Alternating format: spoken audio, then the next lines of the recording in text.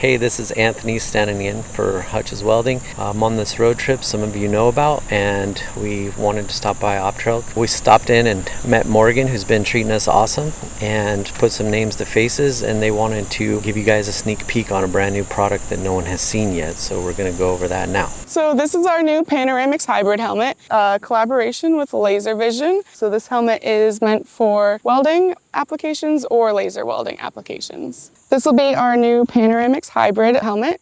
The main difference that you'll see will be this shield on the inside here, which goes flush against your skin to protect your entire eyes from the lasers as they bounce around more than traditional welding applications. So this will be offered as our Panoramaxx series, which the main feature is this front lens, which has a cutout for your nose, and that'll give you a 6 times larger field of view as you're welding. This will also be available in a CLT version, which is our crystal lens technology. So it'll have a very open light state so that you can see clearly what you're doing before the lens darkens. And it also has a true color view, so there won't be any green or blue tint.